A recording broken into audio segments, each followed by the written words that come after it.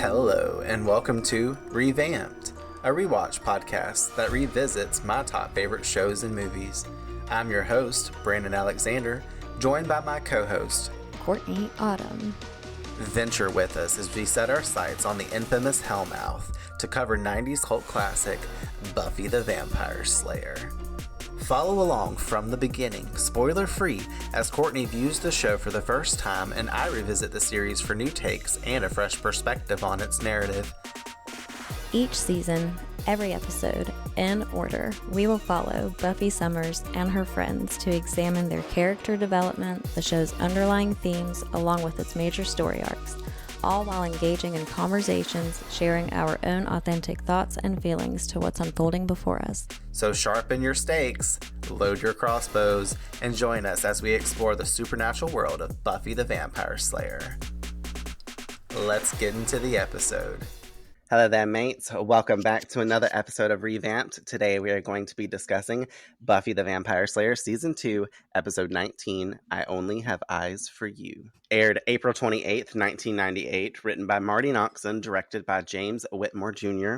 And they must have took a break to get over the loss of Dean and Rob, because I noticed Killed by Death aired on March 3rd, and that was almost a 2-month gap until this one aired at the end of April. I was like, what the fuck was they doing? Well, yeah, I know. What did the people do when they were waiting? I don't know if it was like one of those, like, which doesn't make sense because if you're taking a break after episode 18, you have 19, 20, 21, and 22 before the season's over. So why take a month and a half gap break between that? I don't know how the WB aired back in the day, or if it was like a spring break kind of vibe, or if, like I said in the beginning, they were really trying to get over the loss of Dean Batali and Rob 𝒂𝒊𝒆. I got to say it one more time. I'll say it again in the season 2 wrap up. Anyways, in this episode, Buffy and the gang encounter a spirit haunting the school during the annual Sadie Hawkins dance with a tortured past stemming back to the 50s, using present-day staff and students to reenact his death scenario, costing them their lives. As they work to put a stop to and grant the spirit peace, Giles is left finally dealing with his feelings over the tragic loss of Jenny. Listen, okay, so this episode is a fucking masterpiece. I've always loved it. But this watch and amping up to discuss it when I was doing all my notes and stuff, I think it secured it in my top 5 Buffy season 2 episodes moving forward. It's unique. It explores a really neat parallel between Angel and Buffy with the story of James and Grace. And I got wrapped into it. I've seen it so many times, so I know exactly how it unfolds and what they're trying to do in the episode. But just watching it and typing it out, it made me feel some different type of way. I really liked the flashbacks to the 50s, and I felt like that was a great element that we haven't seen. We haven't really seen flashbacks to other eras, so to speak. I had told you that in Slayer at Predictions that we were doing a little bit of a flashback in era, so now you know what that means. And then paired along with the mystical bullshit that was taking place at the school, truly giving us the vibes of a paranorm phenoms, The fact that we've got a ghost possessing people just makes it an added bonus for the episode, because other than Willow and Halloween, we haven't featured this as a monster yet. And speaking of Willow, love the witchcraft element coming from her and her directing the gang to expel the ghost. But jumping back to the ghost, James and Grace's tragic love story is also told so beautifully well. I don't know, though. Frank, whenever he was talking to us about A plot, B plot, I feel like this one had C, D, E, and F, and G, and H, I, J, K, element of P. You know what I mean? And the P is for paranorm phenoms.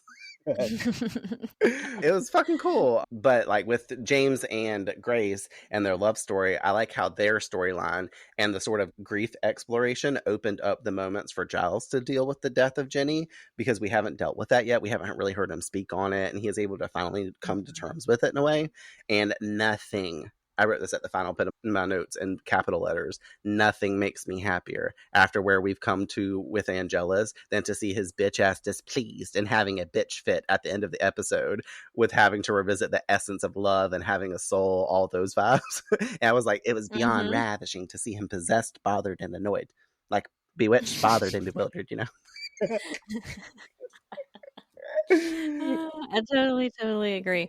I will say I'm so glad this episode took that there specifically for that reason, because of course, in the thick of Angel being who he is present day, which is his worst version of himself, we forget, we know where he came from and we know the Angel we loved, but it's when it's this much of an extreme and he's so good at this persona, you almost forget. So it was so nice to get roped into that moment with Buffy and him, where it was revisiting the old Angel, and not not dealing with who we're dealing with, but somehow simultaneously still dealing with him as a problem. So it was like a temporary relief kind of thing, but it's going to end badly because like the circumstances at large, but also because he's Angel and because Buffy's Buffy. So, and like you said, I was going to say the exact same thing about Giles. I was glad that the episode gave him a platform for his grief because we haven't gotten there with him yet, and I felt it was both sad but like enlightening at the same time. Like you felt bad for him because he's just like aimlessly hopeful that this paranormal activity is the ghost of Jenny. Yeah. and sadly, obviously not the case. So it's just like you feel bad for him, but at the same time, you're kind of like roped into the scene where you're like, well, we still need to figure out what the fuck's going on here. So like you said, all the other plots come in at large and you get distracted really quickly from one thing to the next. This is one of my favorite episodes so far of this season. Agreed. Yeah, Giles was playing that stage 5 clinger vibes. He's like, I got to make something out of nothing and not believe Willow. He's like, the facts aren't facts. And he said, where's the fax machine? It's not in this school. I don't like technology, but I love Jenny and she loves technology. So what did you think of the story of James and Grace and like how it was reenacting in our people in the episode? Because obviously it was happening with numerous different, not even couples, just people that happen to be at that spot. Like, you don't want to go to that spot in the hallway. You don't want to drink by that water fountain at night. Like, you certainly don't want to be there with another person because it does need two people. But yeah, that was really interesting. It took me a second, obviously, to really truly figure out what the storyline was here, because initially you just think that some like real time present day event is going on. So you're a little bit confused about the relationships between everybody initially until it comes to the surface, until it gets repeated again and again and again, that this is obviously some sort of ghostly scenario from the past. So it was an interesting way to tie that in and use present day characters to initiate that kind of situation. So again, super entertaining episode, and all the plots in a way were driving me crazy because, they brought back Spike and Drusilla in this scene, and I'm just like, what's their purpose? Nothing right now. You know what I mean? It's still an undertone of everything. So yeah, very interested to see where things go. I can't wait until we finish the episode so that way we can talk about the ending scene, which I'm going to leave there so that way we can get hyped up about it later. But the only other thing that I want to say, I noticed this watch more than ever, this episode opens up the road to season 3. I've always known in some ways that it did, but I just have to say it's got so much more in it than I ever did realize. And I feel like that's so fucking cool. I'll point it out when we get to the season, but like, holy fuck, these writers and Joss were so clever. And they're writing in like just the small mentions, the small scenarios that were happening that I was seeing. And I was like, me obviously knowing what comes in season 3, I was like, what the fuck? It's just really cool. So to catch that on rewatches, like, it'll be cool if you ever decide to go back into the series again and just like watch it through once more, aka when we're married and living together, when we're actually Giles and Jenny, but not the dead version. Then like, I don't know, like, get for seriousness though, if you ever watch the story back through and knowing everything that's coming and getting actually to like rewatch it in that same sense of where you've been able to go back every now and again, like if you rewatch an episode with Meredith and you get that second take on it, you just absorb it differently. So it'd be interesting to see how you notice it. And obviously I've been watching the show for 25 years or so, repetitively over and over and again, like it's a cyclical action. So basically you're saying they're the breadcrumb kings right now. Yes, they are crumbing that bread hard. Like, they got full on loaves, they've got sourdough, they've got French, they've got Italian, they've got rye, they've got that whole wheat. Yum. I love bread. Actually sounds good. I might have a sandwich for lunch. But you know who's not having a sandwich? Buffy in this episode. So, all right, great. You ready to venture into a haunted Sunnydale High together? Let's do it. Let's.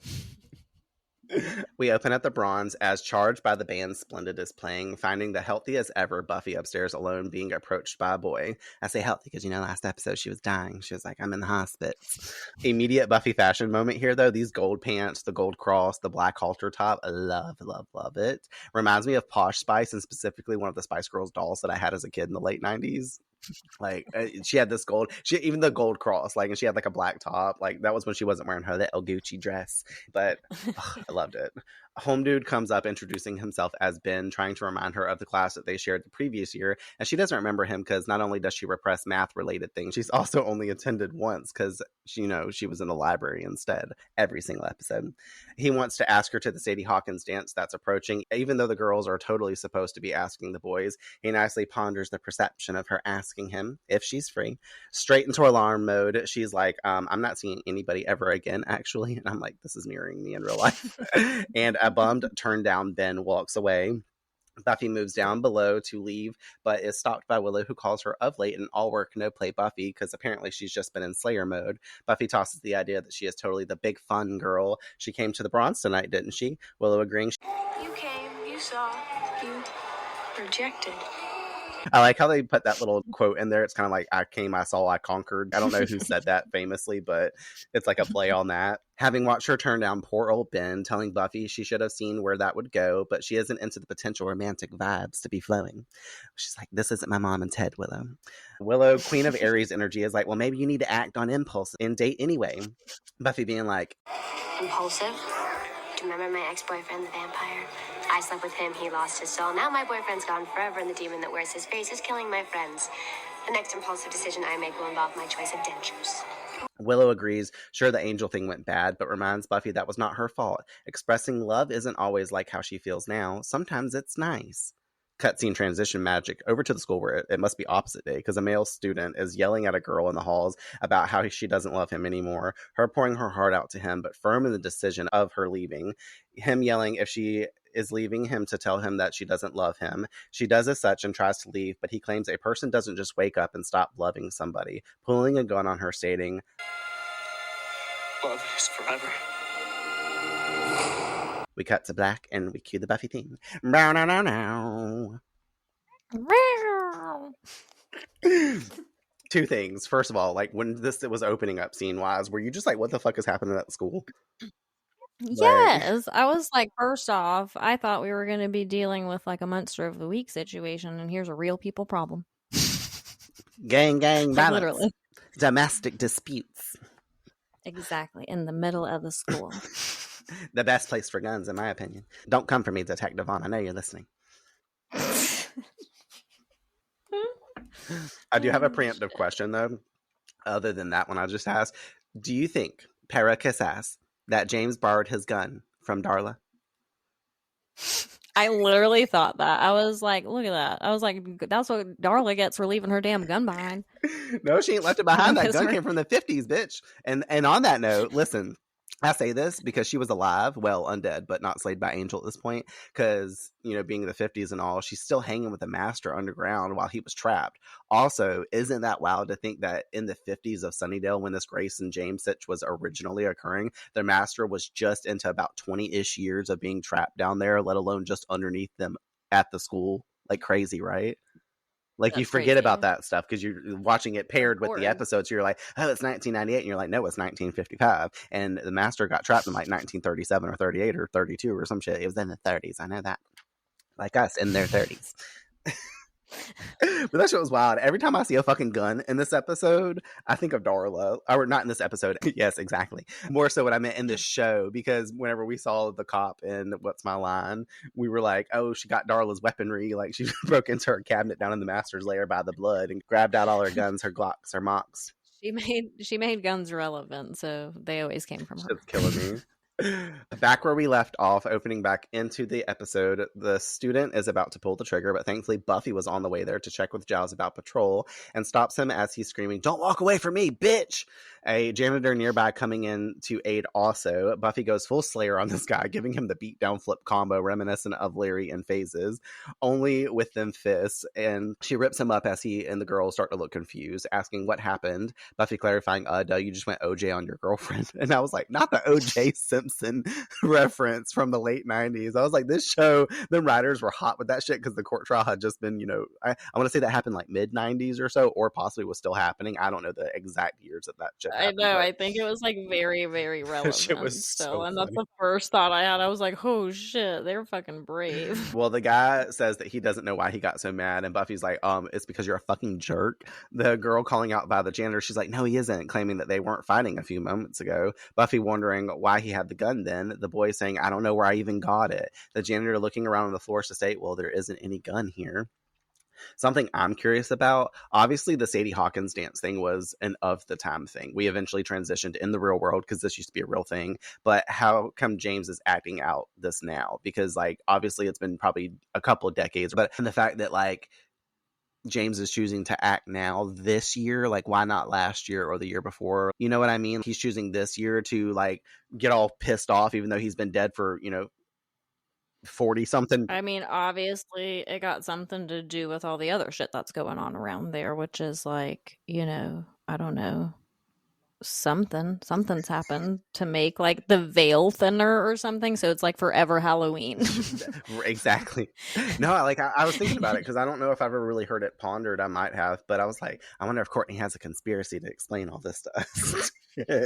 Because I like sat there and thought No about it. fucking idea. As far as I know, it's just a weird fucking time there in general because like we can't go a week without something. Well, so of course like they're gonna usher out the poltergeist. I guess maybe this isn't an annual tradition at Sunnydale High. Maybe they're just like being like, ooh, let's have a fun dance, since they used to do the Sadie Hawkins thing, and since the energy of Sadie Hawkins is coming back up, it's stirring that energy up, and the spirit's like, oh hell no, y'all ain't coming through with my dance, like blah blah blah. Maybe that was the last time they had the Sadie Hawkins dance. I don't really know. Probably not, because it had nothing really to do with the actual dance itself as to you why think he it's didn't like kill. maybe an anniversary of like maybe it's like 40 50 years since or whatever, like the exact time. Maybe. Yeah. I don't know. I mean, obviously I know it centers around the Sadie Hawkins thing, but I was just like, well, like what year did they stop doing it? Did this happen for consecutive years after, for the next 4 or 5 or 6 years that they continued to do Sadie Hawkins dance, where people dying in the school, and then eventually they were like, well, it seems like every time we have the Sadie Hawkins dance, 2 or 4 or 6 bitches die, so we're gonna stop having the dance. And then all of a sudden it stopped, me like, oh, this was the cure. You know what I'm saying? Like that's my conspiracy, and that's how I work it out in my mind. But didn't Willow, when she looked up the records on the school, didn't she have to look up specifically the school, like what kind of shooting scenarios have happened at the school? And that was like the last most recent thing that popped up. I think was that I do think so, yeah. scenario. I do think so. Yeah. So it's like I don't know. That is a good question. It's another gap in the storyline. Questions I need answers to, as always. The next morning back at school, Buffy is in Principal Snyder's office. About time, because we haven't seen him since What's My Line Part 1. That's been a whole ass, 11, 12, 13, 14, 15, 16, 17, 18. We haven't seen Principal Snyder in 8 episodes. Yes, I had to count on my fingers because I don't do mental math very well. But he's there scolding Buffy about her actions the night before, not to thank her for the violence, mayhem, and disorder she incited. She didn't incite, though. She helps, she pleads. But he tells her in true Snyder fashion that he's got 2 confused students, no gun, and all the puzzle pieces he's collecting, he's going to make sure they map out the route to find Buffy to blame. I'm like, fuck. Like, why is this dude such an asshole? We'll find out soon. Unfortunately, he has to head out because old Billy Crandall, the vegan, has chained himself to the snack machine again. I like the lady comes on the intercom. She's like, Mr. Snyder, Billy Crandall chained himself to the snack machine again. And he's like, low-life vegans. Like, what the fuck? Relevant today. I'm not to say that about vegans. I love veganism. I love vegetables and all the things. Like, I eat everything, but I'm not hating on it. But to hear that in 1998, you didn't hear about like vegetarians or like any, it was just as much of a, like they were there, but it wasn't so much of a thing for like it to be crazy, like I said. And insisting Buffy sit her ass right there so he can come back and scold her some more. Leaving her, Buffy hangs for a moment as a yearbook slides off the shelf next to her labeled Sunnydale 1955. She puts it back as we flash over to Miss Calendar's old classroom where a jokey Willow is dismissing class as the bell rings, of course, because the bell's always ringing. And Giles appears at the doorframe. He was there to check in on her, realizing she does a great job teaching. Willow claiming she had a good lesson plan because Jenny left them on her computer. Curious though, because that's obviously not the same computer that that Angela smashed and burned up on the floor. So like, how did she find files on that computer if Angela's cracked that shit up and burned it all up? Like, I mean, maybe she found some other like floppy disks that weren't yellow to source out, and that's what she means. I found them on the computer. But like, that's not her same computer. That one was literally trashed. So I don't get it. And on fire. Like, it'd be different if it just like knocked off the floor and it broke the screen and stuff, and they put a new monitor up there and they still had the, hard drive and everything else. So I don't really know what's going on with that. But to what we know, that's a melted hard drive. Willow probably fixed it somehow. I wouldn't be surprised, that bitch. Willow also adds that she found a bunch of files and sites on pagan magic and notes that she's finding it all very interesting. She also found a rose quartz of Jenny's, handing it over to Giles, figuring she would want him to have it due to its healing properties. He takes it as Jenny's theme plays over the scene, him thanking Willow for her thoughtfulness before heading out. I think this is so fucking sweet. Not only is it accurate because rose quartz heals the heart space and brings joy and compassion to the holder, but Willow is like very thoughtful, and now Giles has something of Jenny's. And this also might be the key start of him, remembering Jenny in this way, feeling this type of energy to where he's like, okay, well, now I'm going to start to like, I would say deal with it without dealing with it, because right now it seems like he's still being a little avoidant over the subject of Jenny.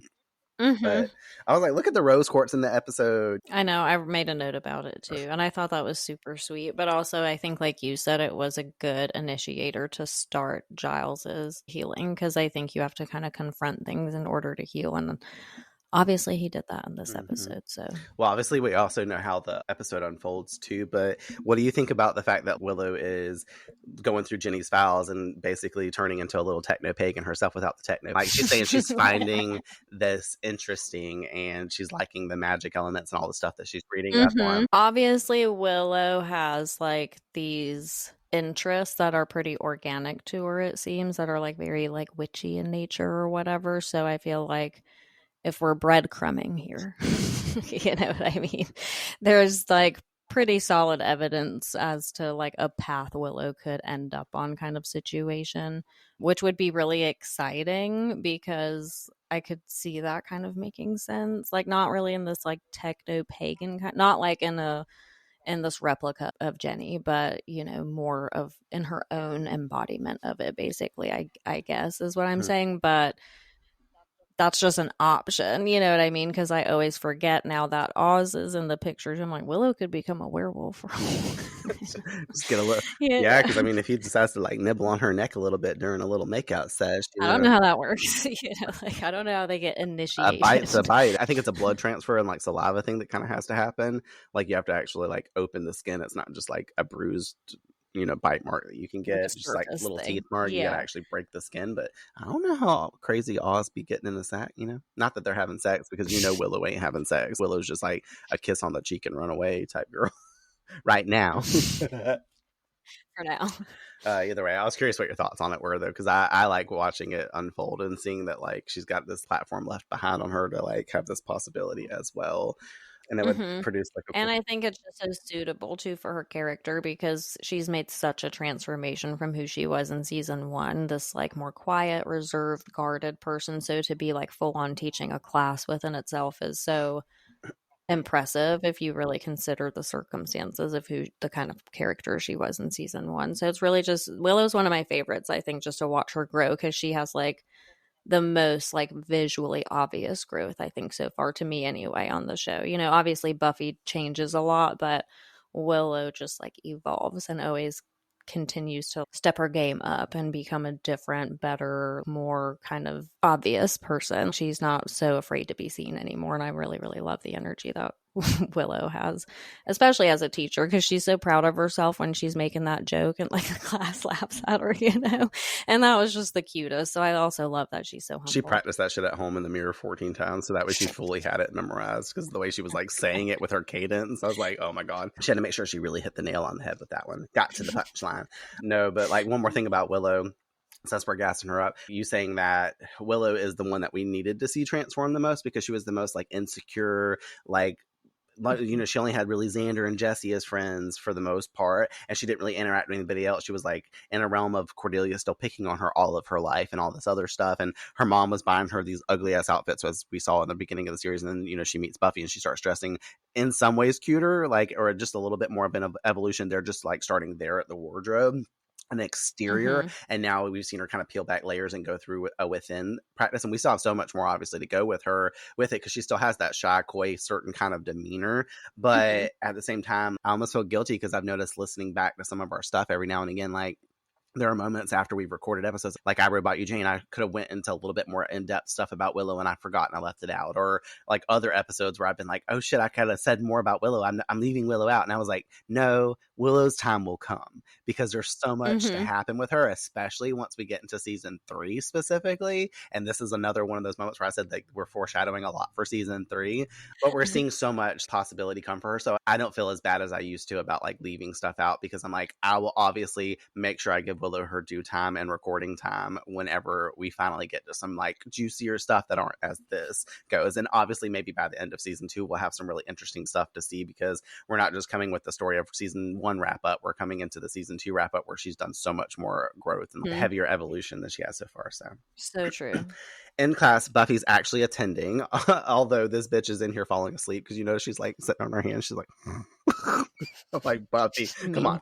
She has a flashback in her mind to all the students in the room turning into the past students of 1955, hyped about the Sadie Hawkins dance. That one girl calling that guy, she's like, I told Miss Hall we'd go help decorate the gym. Who are you taking? David said yes. Oh, you're kidding. He's so dreamy. Oh my god. And they all got those like ponytails with the fucking like the sash that like overlaps and hangs down a little bit, and like, you know, the skirts, the long dresses that would have like the poodles little on them and stuff. Skirts. Yeah. Buffy looking around, totally bugging on what's going on, watching the students exit class because the bell rings in 1955. But one male student lingers behind to speak with the teacher, and by speak, she catches the full show of the apparent inappropriate nature of their interaction. The moment also growing intimate before someone walks in and the woman dropping her student's hand so they aren't caught. Buffy flashing back to real time in class just as her teacher is writing on the chalkboard his lesson. The student's laughing because he has written, "Don't walk away from me, bitch," on it. Him being like, what? Like turns back to look at it and he's like, oh, well, I clearly didn't know that I was writing that, and dramatically rushes to erase it. I love that scene because that's really cool. Once again, Sunnydale people go home and be like, what did I do on that chalkboard today? Like, what the fuck happened, you know? I found myself entranced by Grace's presence until she was, you know, touching a 16-year-old's hand and shit. But then I wonder what the true age difference between them really was, because she didn't seem like she was like, you know, all that old. And I don't know. I mean, I don't know his age. I'm sure either way it's inappropriate. But yeah, like, but she's probably like in her late 20s or something like that. Regardless, she's in a position of authority and stuff like that. And he's probably 17 turning 18, and 17 in the 50s probably wouldn't have been frowned upon. But I think it's the dynamic, obviously, of teacher. You know, it's not giving Arya and Ezra from Pretty Little Liars. It's giving a different version of that. But even regardless, like I said, it's inappropriate. You know, I mean, obviously, you know this. I know you know this. I'm not teaching you that. I'm just saying it for the sake of saying it and what we're discussing. But, you know, you would think that, like, you know, he might be a senior, or if anything in Buffy's position, since they relate so much to each other this episode, that maybe he's a junior and next year he's going to be graduating. But like, they don't want to get caught because the elements of that crowd just, it wouldn't be the baddest thing. I mean, obviously he's not going to get chased out of town. It's not like he's queer and going to be found out and dragged by horses and shit. And the most that's going to happen to her, she's going to lose her job and probably be seen as like, you know, Olive Pendergast in the town, you know what I mean? The easy A, right, wear your red A, exactly, like that kind of thing. So I think that's where the principle to that like kind of falls down. But I don't know. Outside in the halls, Buffy walks with Xander, telling him how something weird is obviously going on. Well, it's another week at Sunnydale High, so duh, aka their school motto. Buffy fashion moment times 2 here. This brown suede dress is gorgeous on her. She looks really good in browns and nudes and stuff like that. I think it's because of her hair and like the little bit of tan that she still has lingering from Bewitched Father to Bewildered. It's cute as fuck. And then we also get Wig Watch here because Xander says he doesn't want a dookie all on her Wiggins. He says poo poo, but you know, he's like, not to poo poo your Wiggins. But the event seemed to be at Hellmouth Light to him. I like how he phrases it as Hellmouth Light, like it's still Hellmouth action, but it doesn't seem like super dramatic to where they need to sound the alarms for research mode in the library and all the other shit. Like, it doesn't seem like a vampire just attacked an 14 students, all that type of stuff. Some bitch didn't get her heart cut out in the fucking gym locker room and shit.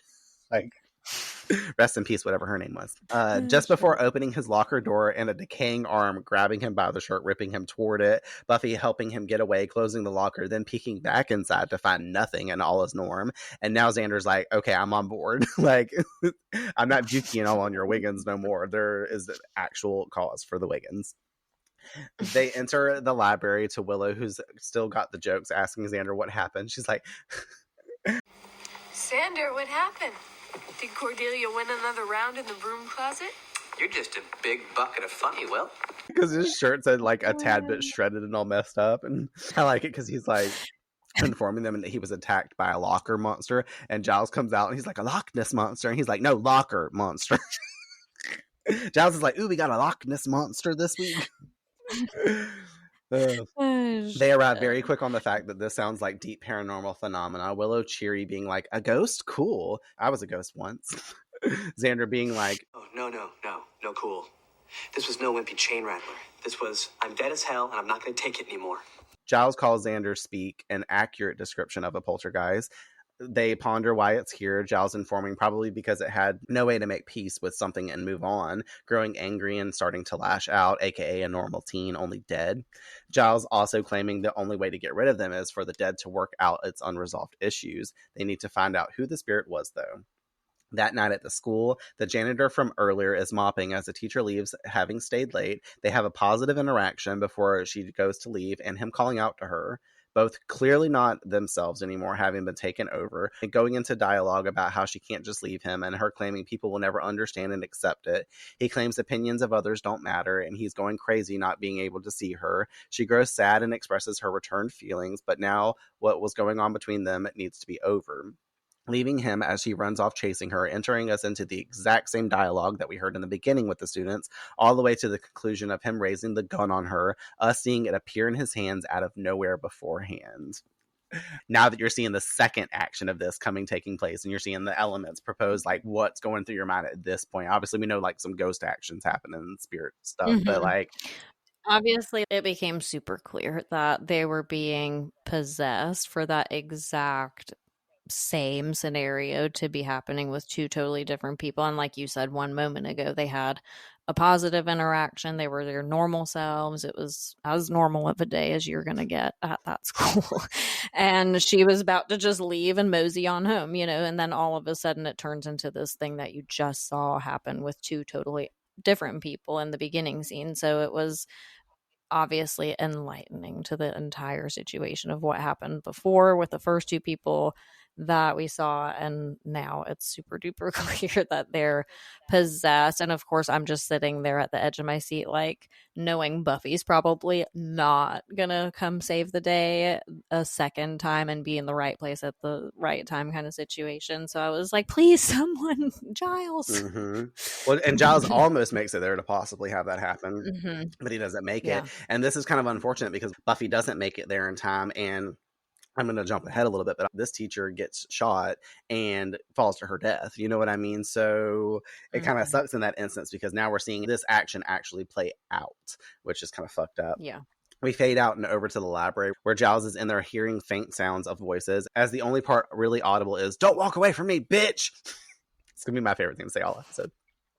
Giles gets up and moves around the room, hearing a voice whisper out, "I need you." Him stating Jenny out loud to himself before exiting into the halls to follow the vibes. Hearing yelling close by, seeing the teacher and the janitor out by the courtyard staircase on its level as he screams at her before firing the gun. Giles taking cover behind the wall. She falls back over the railing to her death, the janitor fleeing the scene with the gun inside, being tackled by Giles as the gun slides from his hands across the floor into nothing, fading out of reality. Really like that effect because the gun itself looked kind of wonky and like weird, the way that the gun appeared into his hand, which was still cool. It like appeared there and it looked smooth, but I like how the gun like sifted almost into like a wispy fog, like you know what I mean? It was really cool. I like that effect more than like the effect of it appearing in his hand.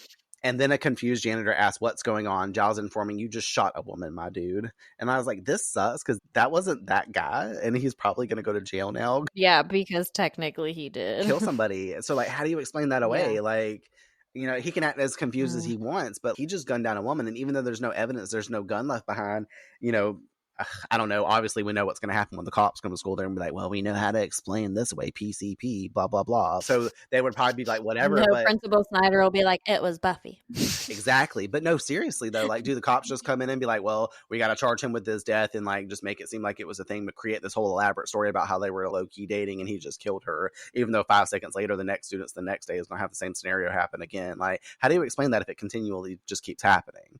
Like, before They'll it stops. probably say she was a crazy woman and she committed suicide and they can't find the gun. And no one else was Cops.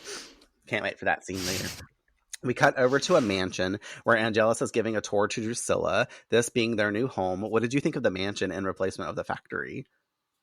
Isn't it cute? Like, it's so fun, that stone and I like felt like Drusilla when I was like, it's what'd she say? She's like, it's a fairy tale or something like that. I can't remember. I got you. Said, but yeah, with night totally. blooming jasmine outside nonetheless. She calls this shit a fairyland. She's like, it's a fairyland. I'm like, well, you need to take your fairy ass over there and get rid of my podcast name. I would agree because this mansion is dope. This is so much better than the factory that they had. I want to urban explore this place for sure. Like, I want to find out the address. Yeah. They're always urbexing on Buffy. I have it later, I think in another episode written down, but this is a real location in Los Angeles. I can't remember what it is. It's like a observatory or something kind of weird like that. Maybe I might be completely wrong, but it's some kind of cool, unique building. Spike appearing in his wheelchair to comment. It's paradise. Big windows, lovely gardens. They'll be perfect when we want the sunlight to kill us. I love it because he's coming here shitting on them because he's like, well, y'all can't be excited about nothing because I'm fucking irritated with you guys. And then Angelus is teasing him some more about being in a wheelchair with commentary on hitting the stairs to leave. He's like, oh, wait, you can't. I'm like, oh. He's like, take a stand. You know the vibe. Dead. You can't tell Spike to get them boots to walking. Until the end of the episode. Spike reminds not yet. Spike reminds Angelus their old place was great, but he had to go and get it burned down. All Angelus has is more wheelchair jokes though, because he offers Spike's got to roll with the punches. That's all he's got for like 7 episodes now is fucking wheelchair vibes. I'm dead. Like, I feel so bad for disabled people watching the show and just being like, damn, like he called him Roller Boy, he called him Hot Wheels, like I know. Totally inappropriate for the 1998. And he's like very funny mate. Spike leaving them because he's over the fondling Drew with a branch of jasmine because like Angel's over there tracing her body with a fucking little trickle of jasmine that he's plucked, and I'm like, ugh. In the library, Giles is telling the trio about the encounter and how it was just like the one Buffy had with the students the other night, claiming they had no intimate relationship and how the gun wasn't found again. They want to know what's going on, and Giles simplifies it for them. It's Jenny. They aren't sure, but he claims she died there under tragic circumstances. Totally true. Willow inquiring about the gun element, though, since Angel didn't shoot her. They really aren't on the board with Giles' theory. Buffy speaking on the fact that it seems more specific to the fights that the couples are having. Willow agreeing it doesn't fit the apparent pattern. Giles stepping out to totally be a polite dick to them, stating, I appreciate your thoughts on the matter. In fact, I encourage you to always challenge me when you feel it's appropriate. You should never be cowed by authority. Except, of course, in this instance, when I'm clearly right and you were clearly wrong. That shit was crazy. I was like, Giles. I have a really cool quote for her later to talk about this, but this is like the denial anger phase of grief and working through your emotions and that feeling. And this is also the first part of us understanding that Giles is dealing with the loss of Jenny hardcore, just as we get a little taste of how this was affecting him when Joyce gave her condolences at the hospital last episode. But now he's lashing out over it. Like, I'm glad he chose Willow and them to pop off on versus Joyce. She would have been like, oh my heavens, you librarian. Man, you can't hang out with my daughter anymore. I don't know what's happening. I'm getting hiccups. The trio arrive in what I'm going to call Willow's classroom now because it's not Jenny's anymore. Willow commenting on Giles' freaky weird vibes and how he's clinging to this one theory versus his normal look at something from all angles approach. Buffy chalking it up to him missing her, and he's not thinking. They need to do research on their own, so Willow hops to the computer to check out past shootings at the school, quickly finding records of a student murdering a teacher on the night of the Sadie Hawkins dance. Rumor had it that they were having an affair and she tried to break it off. Also, how after he killed her, he went to the music room and shot himself. Ladies and gentlemen, we have ourselves a ghost. It all fits. They ponder when this happened, Buffy being like 1955, remembering the yearbook, and then we flash cutscene transition magic. She's apparently ran over to Snyder's office and grabbed that shit and retrieved it. And she brings it to show them their photos in the book and how she dreamed about them in class the other day. Us learning the teacher was named Grace Newman and the boy was Jim Stanley, aka James, because they call him James all episode. Apparently Jims were like to be named James. It's Jim James, Jimmy James, Jimmy Johns. I need a sub. I told you I wanted a sandwich. I love how my mind works when it brings that type of shit back around that I just like had forgotten. That's how the ADD works for me, I guess.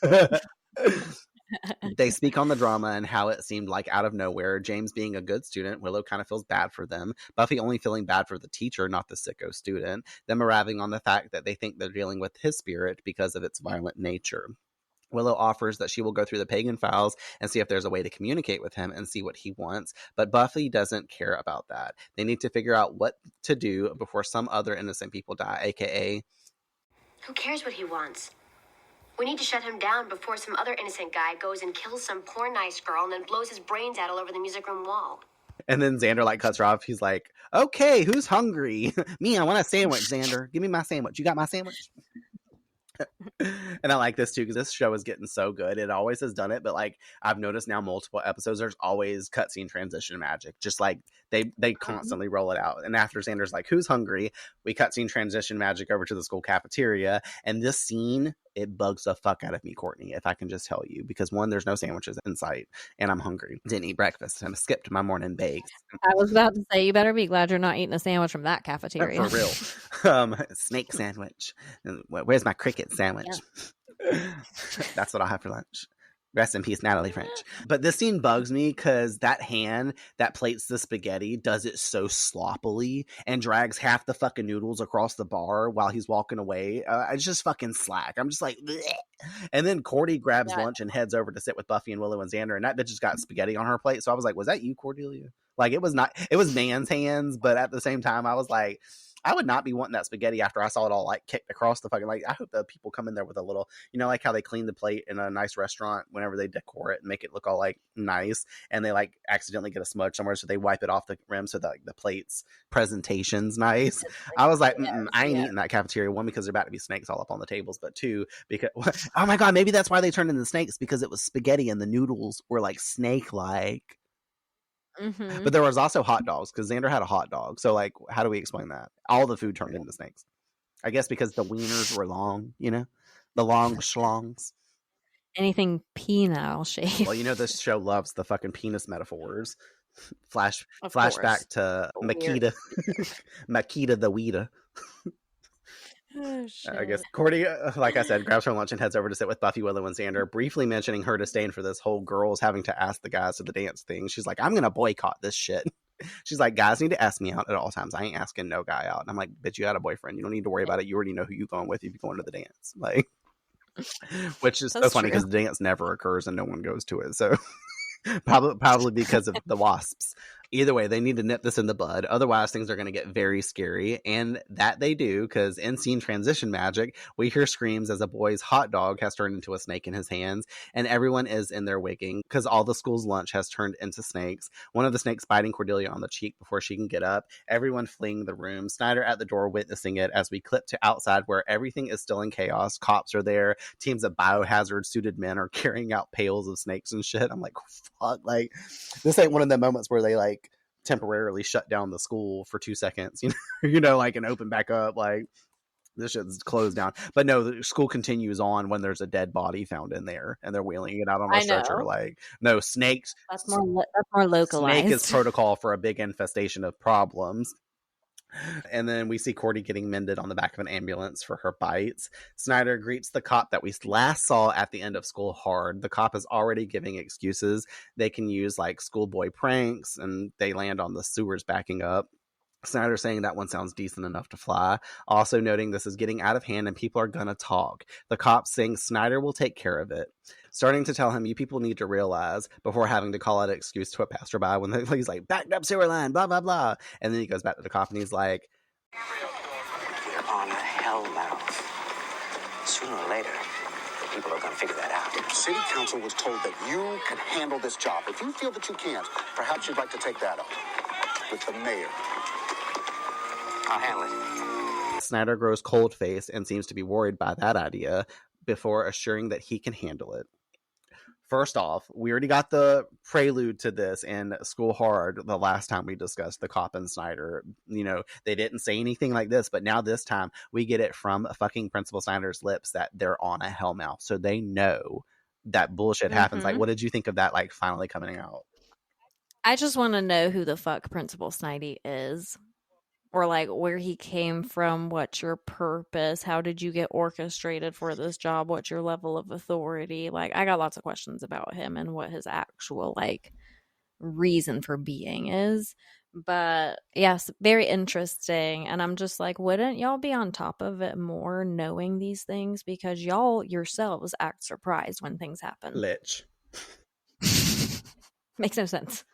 We cut to Buffy's house where Willow is filling the gang in on the fact that they have to scrap that plan about contacting the spirit. She's like, the time for touchy-feely communing shit is over, because she's done her homework and has arrived the solution, aka the final one: nuke the school. No, not nuke the school, Xander. An exorcism. Yes, like the movie, where even the priest died. Buffy tells them about the hot spot the teacher died at by the staircase, how that's where the bad mojo seems to be stemming from. She goes over a grid they need to perform around the area called a Mangus tripod, where one person chants at the hot spot, surrounding by another 3 chanting as well, forming a sort of triangle that will bind the bad spirit. Buffy says that she will take the hot spot, you know, duh, being the Slayer at all, that's where they were going to put you, Buffy. But how nice of you. Xander worried since she's having the dreams and the students clearly called out to her that it will be a problem, but she's hoping that the ghost will show so she can deal with him. And I'm like, what are you going to do, Buffy? Throw punches at, like, something that's non-corporeal? Like... Listen, she dealt with Marcy, so... Martha, but she was corporeal. She had a body. She was just invisible. These ghosts are also translucent and can't be swiped at. Arriving back at the school empty and it's close to midnight, Buffy relays the info once more about doing the chant and lighting candles at midnight, Willow giving everyone a necklace that she made with herbs and a sachet that she calls a scapula, not to be confused with a spatula because it's for protection. Xander's like, are we flipping pancakes in here? And I was like, ooh, pancakes. I still want the sandwich though. Cordy displeased with this decision, calling out the fact. She's like, it's stinky. Do you expect me to wear this? It smells like grandpa breath. Sorry, I didn't have a lot of time. I had used sulfur. Stinky, but effective. Okay. Buffy gets them back on track. Let's do this. They move forward with their flashlights and black candlesticks. Cordy calling out, no problem. This will be a piece of cake, right? No. Just as all the school doors suddenly shut by themselves, sealing them inside. And I was like, Cordelia, you did what we don't like. Jinxed them. At the mansion, Drew is being weird about sleeping in the ground. Spike worried about her dress getting all dirty. She's like, well, then I'll sleep naked. Angelus loves that idea because he is loving the sexual activity he's been having with Drusilla. Spike once again being like, nobody cares about what he loves. Angelus says, Drew, like Ted, begs to differ. Just in time for Drew to be having one of her wacky, I'm insane visions. I steal podcast names, blah, blah, blah.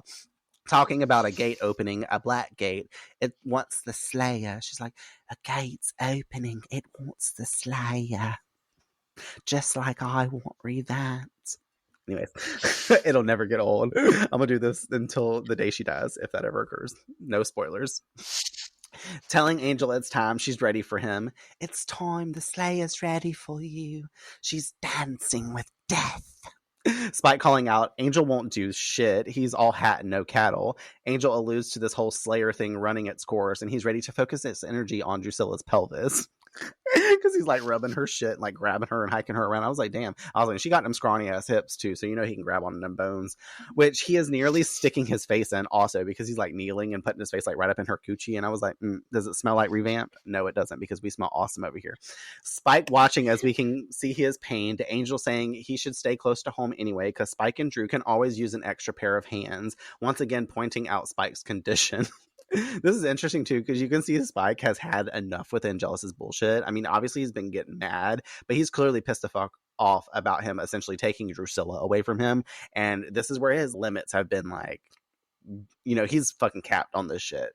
And so ready to see how that unfolds. But he like has no control also over the situation to defend himself because he's impaired technically, you know what I mean? For whatever reason, he doesn't want to give up that information, and I don't get it. But I thought it was interesting just because on the look of his face while all this was happening, it says a lot, like a whole fucking lot. And I haven't seen Spike have this type of expression. So just throwing that out there because we'll get to circle back to all this at some point. Back at the school, Willow, heading to her position, runs into Giles by the library, which neither of them should be at. Him stating he thinks he's close to contacting Jenny, asking Willow what that smell is, her showing him her scapula, and him knowing what's up with the sulfur, awarding her for her cleverness. He's like, did you use sulfur? And she's like, yeah. He's like, oh, I'm clever. He warns her to leave just in case paranormal energy occurs when he makes contact. Leaving her in the hall, she's just like, okay, whatever, and moves on towards the space. We see Cordy arrive at her spot, which is in a restroom, right in front of a mirror so she can check herself out in it. AKA, look at her snake bites, because she removes the Band-Aid and she's like, God, my face is fucked up. This is awful. This is a travesty. Because, superficiality. Buffy closes on her position at the hot spot, moving toward it as we hear the Flamingos' classic song, I Only Have Eyes for You. I don't know how to sing it, but it was playing. And noticing the music room right by her and the Sadie Hawkins sign on its door, she peers inside the room, seeing Grace and James, and they're dancing. Which I'm curious about, because obviously Grace's ghost really isn't present as James. I wonder if that they used to go in there at night when nobody was there and dance to that song or something like that. Mm-hmm. Especially since he chose to go to the music room to kill himself to that song, which would totally make sense. So obviously she's getting another flashback. At the cafeteria, aka Xander's position, he arrives where some snakes are still lingering. And I like it when he's walking in, he's like, getting by him and stuff. He's like, it's delicious in here. We see also Willow arrive at her position at the small half staircase that we often see. Last week we were talking about not my house, but I know my way around. By the time you're done watching the show, you can be able to look at the school and be like, not my school, but I know my way around. Yeah, exactly. Closing back in on Buffy, watching James and Grace continue to slow dance. When James spins around to face her, his face is decayed and looks disgusting AF, and she is horrified as the room goes empty and they disappear. It's back to norms. Did you get shocked whenever you saw his mutilated ass fucking mangled face? Yeah. Trying to spook a bitch or something? I know he's a literal spook, but literally. Exactly. We both arrived at the same thing, the same energy, the same everything. But that shit was weird because we obviously don't see him except for when he runs at her later on to say get out. Those are the only two times we see him in his decayed version. I'm like, well, I don't know why he's choosing to I feel like that's how he sees himself is this dead ugly monster, because that's how he was whenever he was last alive. Over with Cordy, she takes out some makeup to cover her snake bites. When she looks in the mirror, her face alters and the bites stem out, making half her face look red and scarred. Her freaking the fuck out. Cool CGI effect as well, because the way that just it quickly spread from the snake bites and just rippled out red veins and burns, and she's looking like half of Freddy Krueger's face type thing. Shit was cool. But poor Cordelia too, because she was freaking the fuck out. Willow out in the hall sets her candle down on the floor when the floor literally turns into a vortex puddle. As she starts sinking down into the floor as a dead arm reaches out, grabbing her leg, attempting to pull her down into it more. Fucking horrifying, just saying. This was awful for Willow. I don't know. Where would you go? Would you just get sucked up into the floor and suffocate inside the stone or some shit like that? Where was she going? Was it a vortex to another dimension or some shit? Are you going to... Yeah, that's what I was thinking. I'm like, are you going to another dimension? I don't fucking know. But she starts to scream out, hollering for Giles down the hall, to which he comes running. Thank God he was at the school. She's nearly head and shoulders deep when he reaches her, helping to rescue her. They fall back rolling down the stairs. Outside the hot spot, Buffy has a quick vision of James chasing Grace out there and firing the gun, killing her. Then of him moving to the music room, raising the gun to his head, her snapping out of it as his dead corpse runs up to her, shaking her to tell her to get out. So I guess he has enough power to touch her, because ghosts usually have to really focus in on something to move an object, but he definitely lays hands on Buffy, so Buffy should have popped him in the fucking face real quick just now. He would have been like, oh shit, let me not. But he's like Marcy anyways. He's been up in the school as a ghost, so he's been watching everything that goes down in the library, so he already knows about her being the Slayer, shit like that. I would assume if he's, I don't know, he probably wasn't active because obviously Sadie Hawkins stuff went out, but it was for the bit. Everything is back to normal, though. Cordy looks in the mirror and her face is okay. Willow with Giles sees the floor has returned to its original state, and Willow sadly cries out to him. Giles, Jenny could never be this mean. I know. It's not her, is it? I'm sorry. Him arriving at the fact with her that it is not Jenny, which I thought was really sad, because the way she says that to him in that moment, she just really gets sad. And it was the clue in that he needed, because he's like, okay, well, obviously Jenny would never be this fucking aggressive. She would not do this. And I love the turnout and ambition Giles gets, especially coming from Willow here. is the point I'm trying to make, who's been trying to convince him essentially this whole episode, and he just didn't want to hear it. So I found in 𝒍𝒌𝒀𝒀's reviews, because I be loving me some 𝒍𝒌𝒀𝒀, they wrote about Giles this episode what I found to be insightful, and they quoted, "This episode is the first one that really looks at Giles dealing with Jenny's death. I think he goes through stages 3 through 5 of grief during this episode. He already had denial and anger and passion, and in I Only Have Eyes for You he reaches bargaining, convincing himself that the poltergeist is Jenny. Then he reaches depression, go and look at his face when he realizes that it's not Jenny and that she's really gone, and finally some form of acceptance by the end of the episode. I'm so glad that the show explored Giles' reaction to Jenny's death so openly. I get infuriated with so many shows after someone dies because the next episode everyone is happy again and has moved on. What a load of crap that is. Speaking from the experience of losing my 2 closest friends, you never really get over the heartache and loss. It took me years to start to deal with it. Plus Jenny was dead in Giles' bed. He should still be having problems letting go." End quote. And I thought that was really well put, because we don't ever really get over the death of a loved one, especially the tragic possibility of having found your loved one dead. This was, for me, a big reason I had to ask Tiffany, who was obviously, on drugs. Nobody knows that contextually, but to move out of my home once I found out, because I was so afraid I was going to come home and find her dead in there. And I knew I would never recover from that just because of our history, her being my sister and growing up together. And my intuition, since finding out that she was on drugs, the fact that she wasn't seeking help and we couldn't help her, that death to substance abuse was going to be her unfortunate end. I told that to so many people, and I wasn't trying to foreshadow that or say that was going to happen. I just felt that was going to be her demise, not to get dark or anything like that in the episode. This episode's dark enough, but whenever this was presented and I read that part of 𝒍𝒌𝒀𝒀's review, I was like, damn, I never thought about it that way. Really, obviously it's horrifying for Giles to have found Jenny's body, but that's why he's going to probably have a harder time getting over it, because he had to come home and find her dead in his bed because of what Angelus did, staged up like it's a fucking art display. And I don't know, it's just very callous and malicious, the way that he took the approach, which obviously we discussed a little bit in Passion, but I was just I also see why he didn't want to speak to Joyce or anyone else dealing with the loss of Jenny, because he didn't really have words to say. And if he did, he probably would have just outburst in anger like he has already been acting in the beginning of the episode. Yeah, and I think I didn't really put it into perspective until you just read that, which is, how do you go home and exist in your home when that is what took place there? And it's not just any loved one, it's technically your partner, which is the person you love most intimately or have the only connection that specific with. So yeah, I mean, like they said, he should definitely still be having problems. If nothing else, he should just now be starting the problems that he's having, because I can't imagine the amount of just disassociation you do when you're just in a state like that, and you're I can't take this on right now and show up to school and be a librarian and live my daily life and come home to the place where I found my partner dead. And yeah, that's a load to take. If I didn't already get a whole new apartment, which people just can't uproot their lives like that sometimes, but I think something like that would really gauge on me leaving the situation. Like I said, if I had to come home and found Tiffany like that, that would have been my last week in that apartment. 100%. You know what I mean? Whether I was forcibly removed because of drugs being found in there or not, or however, whatever, I would have been out of there. But I'm if I were Giles and I still had to stay there, my whole bedroom suit out, I wouldn't have the same furniture, the same display. That bed would have been on the opposite side of the wall, because I feel if it was and we know it's the same way, he doesn't move it. You got to go get a whole new bed set and stuff like that too, not just the furniture. Totally. But as soon as you come home and you walk up them stairs to go to bed every single night or go lay down in your bed, I feel you would immediately just see that body laying in there. You know what I'm saying? You just, that's a scar that never goes a fucking way. Tough. That's awful. Yeah. So, but I'm glad that now, obviously we still have to watch the next episode and see how the rest of the season in a way unfolds. But now it seems Giles is kind of coping with this now, or able to be okay, I need to let go, or just start to work through my trauma and stuff like that as well. Yeah. We start to hear a clock chiming, striking midnight, and cueing them to be oh shit, the chant. She moves up the stairs to reset her candle. Everyone begins to light their candles. Willow starting. I shall confront and expel all evil. Cordy in her spot.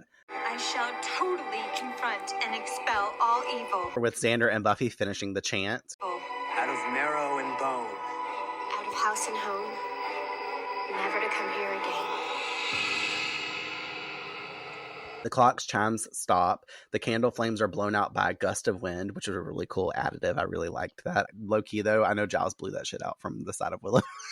But everybody's blows out and they assume it's complete when we start to hear a rumbling sound, turning into whipping noises as it turns to buzzing. And Giles looks down the hallway to see a huge swarm of black wasps coming toward them. And I love like the way that Anthony Head, there's obviously nothing coming down the hallway. You know what I mean? If anything, they had somebody run down the hallway that they could CGI out later just to like give them something to stare at. But the way like he's like, oh God, like, I don't know, it's like a weird like way his voice hit that note. I'm like acting at its best because like there is not 50 million wasps coming down the hallway right now, but that would be someone's reaction to that happening. I know I sure would. My ass went about to be in there. That was like them bees at that cathedral that we went to. I call it a cathedral. It was a little fucking shack church, but you know what I'm talking about with the bees there. Candyman was over there talking about Caroline. That's what he says. But he grabs Willow to run as they flee from the school, everyone meeting up in the middle, all running, having noticed the same swarms in other places. They arrive at the doors, which won't open, Buffy hollering at them to get back as she sends a leg out to crush the door's panels, and it flies open, releasing them out onto the lawn. Once across the street, they look back at the school where it's completely overtaken by the wasps. Xander calling out, well, I'd say school's out for good. I'm like, well, yeah, obviously no one can get in, but like some elements I want to touch back base on here. I like the fact that a spirit, because usually like in The Mummy or even in like Courage the Cowardly Dog, that episode with the fucking monster where he's like, return the slab. What? Return the slab or suffer my curse. What's your offer? It's always a swarm of like, you know, a plague coming on to like the locust or something like that being manifested as like a you better get the fuck out or you're about to be overtaken type thing. Really, really cool effect. I had another thing I want to point out. Buffy and her display of fucking Slayer power right here, because I haven't called it out in a while. Well, the last time I saw her really fuck with the doors when like Welcome to the Hellmouth, when she like jiggled the handle and like ripped it off the hinges essentially. But like the fact that she just like backs up and kicks it, I love this fucking shot. It just looks really cool. And then my last thing that I wanted to point out, I like the synchronization of everybody running down the hallway and they all meet up. Oh shit, I pushed my mic out of my way. I literally punched my mic. I'm Buffy. I like how they meet up, like from all different directions. You know, they had to film this scene and like have it timed just perfectly where they all were running and they all met up. It's just like, as a person that enjoys the way that like choreography is done, I really like that lined up and they all executed. I'm like wondering how many times they had to like take it, like, you know, Cordelia was a few steps behind, or like Allison Hannigan was like tripping up in her skirt or something, you know what I mean? Stupid stuff like that plays through my head, but it's a cool scene. At Buffy's house, Giles is claiming it's good none of the girls were shot. Giles also inferring he is confirming that this is James' spirit, just as they have already done. Giles also lets on this is common for a spirit to do, recreate the tragedy on its anniversary, them wondering about his issues he's trying to resolve. Buffy letting on that he wants forgiveness. Giles agrees, but when James acts out his scenario, it plays out the same way each time, putting him in a purgatory instead, not being able to achieve the forgiveness, which Buffy thinks is good because he doesn't deserve it. Giles clarifying to her, to forgive is an act of compassion, Buffy. It's not done because people deserve it. It's done because they need it. Buffy disagrees. James destroyed the one person he loved the most in a moment of blind passion. And that's not something you forgive. No matter why he did what he did, and no matter if he knows now that it was wrong and selfish and stupid, it is just something he's gonna have to live with. Xander adding, he can't though, Buffy. He's dead. She storms out of the room as Cordy comments, okay, over-identify much?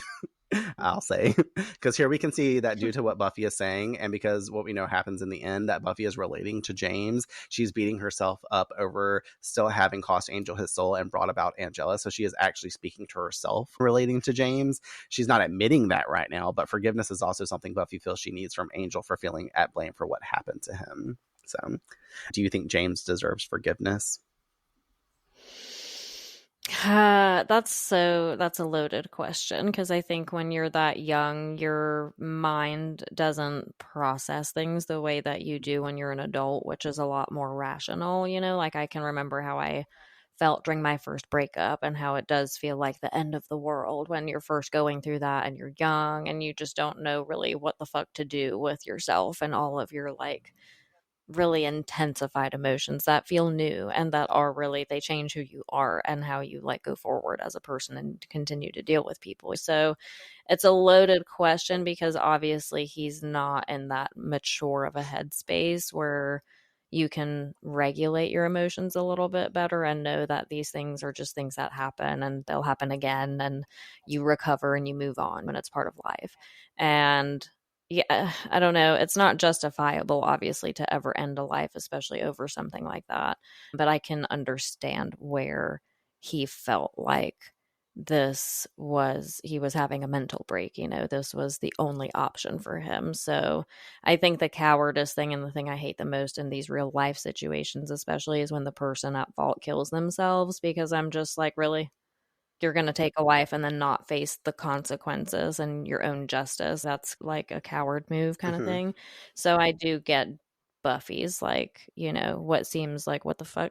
She's like really coming hard for him, but I can understand both sides of it. So yeah, I don't know. I don't think he deserves forgiveness in the sense of taking a life, but I think that we have to consider where his mental state was, being the age and like the circumstances around that probably played into his actions. So he's basically acting like us back in the day, like when we were younger and immature. When we were every single time someone pissed off, we were like, "All right, I'll kill you."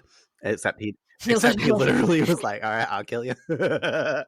Yeah, literally. Yeah, I don't know if like I think he, just from watching the episode, knowing how it needs to unfold for them to move on, I think in that way he deserves forgiveness, and mostly because of Giles's comment saying that forgiveness isn't done for compassion, it's done because of a need versus a want, but also like I'm on board with Buffy in the beginning of the episode, and just overall of her being like, he's a fucking creep. He killed somebody that he really liked. It's a sucky situation. And acts of passion and outrages like this typically happen, whether that be in like a spousal relationship where domestic violence occurs and, it gets taken too far. And usually there's some kind of element there, like, alcohol or some kind of substance abuse that like usually helps take people over the edge a little bit easier than just a normal state of mind. But it's always a matter of like the possession, like you said, because it's funny now that I'm thinking about it that there's like literal a possession going on.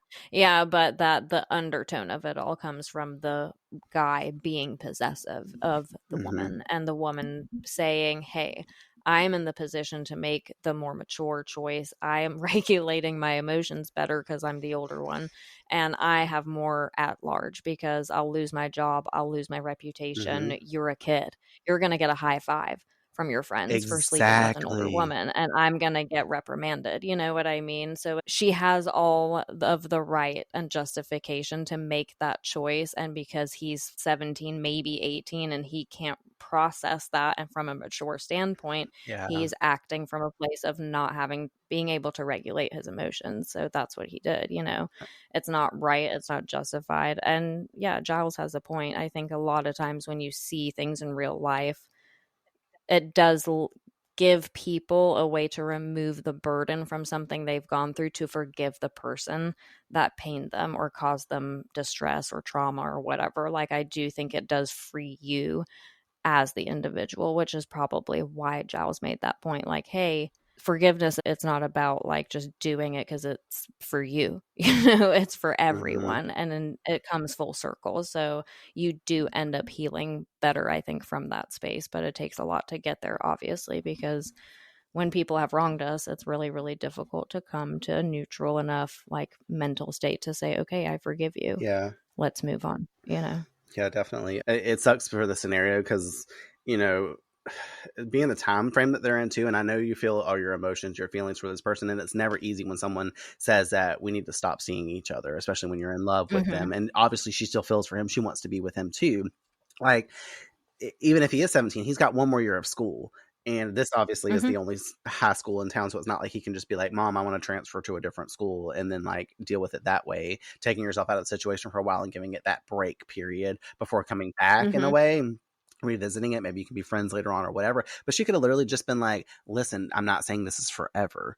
I'm like, I'm saying For that now. this is for now because obviously you're a student at my school. It's inappropriate. I don't want to have all this like pressure of hiding our relationship. All our interactions don't need to be at school, but what if people start seeing us hanging around town together, or you coming over to my house late at night or anything like that? It's just there's no There's good no way good way to to do do it. So it. like wait one Yeah. more year, and whenever you're fully legal and out of the school, we can say that we've had a relationship start because of that. People are probably still gonna, because Totally. of the time it's happening as well. I'm older than you, so people are still gonna probably naturally frown upon it whenever we get into this relationship. But at that point, who cares? Because there's nothing that we're doing wrong. You know what I mean? Mhm. It's the same way I feel. Yeah, at that point, it's just their opinion, and you don't suffer any Yeah. consequences for what you're doing, especially in her case, because like I said, he's not going to face a whole lot of consequences for what he did because in technical terms, he's a kid, so he immediately becomes the victim in the situation, But yeah, I feel for both parties, and it's a lot. I can understand why Buffy and Angel tied in the way they did, because it is just the reminiscent element of this tortured love, and that is what Buffy and Angel have. There's not one party's feeling differently. It's mutual. They mutually want to be together. They're mutually in love. That's the whole world and all the cards stacked against them that makes it so impossible, which is why we're all here, because we're like, please give us more trauma. For real. We're all trauma bonding over Buffy. Well, we've got a trauma bond with her because in the kitchen she finds a poster that she apparently took off the music door and hears a man's voice call out, "I need you."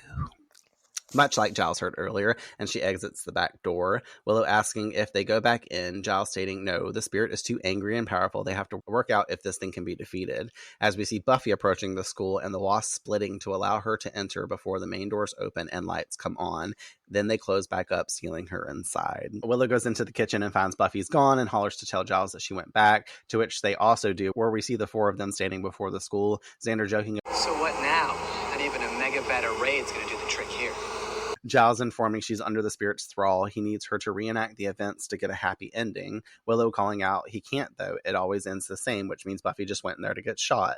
Giles clarifying, though, the school is deserted. There's no way for James to play it out. So in theory, Buffy is safe. Inside, we see Buffy walking trance-like down the halls, making her way into the spot we first found the students, and then the teacher with the janitor, her standing where the janitor was before turning away, just as Angelus calls out some BFFs for us. Buffy fun facts, aka the wasp don't fuck with undead, because he walked right in unbothered. She calls out he's the only person that she can talk to, and he calls her pathetic, but she's already under James's thrall, speaking his lines. Angela steps to her, misconstruing her words about making her disappear because he says it's over. He's like, actually, and then he steps into the role of Grace, and the dialogue begins to reenact the way that we've been seeing it as we cut back and forth from real time to finally see the 1955 version with James and Grace, switching from the two couples as it plays out. But it's over. It has to be. Come back here. We're not finished. You don't care anymore, is that it? It doesn't matter. It doesn't matter what I feel. Then tell me you don't love me. Say it! Is that what you need to hear? Will that help? I don't. I don't. Now let me go. It's just everything. Seeing it finally play out with James and the cuts between the two, like some parts Angel saying or David saying, and some parts Sarah saying, whereas like James and the actress that plays Grace is saying the other lines. It's cued so well. You know how like they definitely had to probably film the whole scene out in the scenario, and then they went back and edited and switched out people's like stuff, because obviously that's how we do it and clip stuff out. But it was just really unique how they did that. Buffy drawing the gun out. Love is forever. I'm not afraid to use it, I swear. If I can't be with you. Oh my God. Don't walk away from me, Bitch! Angel runs off, us seeing Grace as well in this beautiful in-scene transition magic, making their way outside to the courtyard staircase, Buffy hollering at Grangel, because I call him Grangel because it's Grace and Angel, to stop, don't make her do it. Us finally seeing the conclusion to the dialogue as Angel spins around, turning into Grace. Love that fucking transition, how she slowly turns around. It's beautiful. Where she is stunned at him, asking him to calm down and to give her the gun. He lashes out for her not to do that. Cutting back to Buffy screaming, "Don't talk to me like I'm stupid," and accidentally firing the gun. Outside, we see Willow and Giles stand up, hearing the gunshot and looking very worried. I love how they clipped back outside to them, too. That was nice to have that added in there. Back in the courtyard, Angel's hand touches his chest and draws back a hand covered in blood, calling out James' name before flipping over the railing to death. What I call Bames, because it's Buffy and James. Moving toward the music room where we find them next. Outside, though, we see Angel's eyes open and him get up. Inside the music room, James switches on the record player to play his and Grace's song by the Flamingos and looks at himself in the mirror in horror at himself because of what he's done. The gun's slowly rising, but before it can get there, Angel's hand takes hers and she spins to say, "Grace." She says for him to not do this. Buffy states, "But I killed you." Grangel confirming it was an accident as Bames pours tears about it being their fault. Grangel says she is sorry. He thought she stopped loving him, but she didn't, and how she loved him with her last breath, and stops his crying before flashing back and forth to 1955, the scene playing out differently as the two are able to kiss. Then back to real time as Buffy and Angel make out passionately, a huge beam of light over them, sucking the energy of the spirits up into a different realm before disappearing, leaving the real Buffy and Angel behind as they stop kissing, no longer under the thrall. Buffy looking at him to cry out,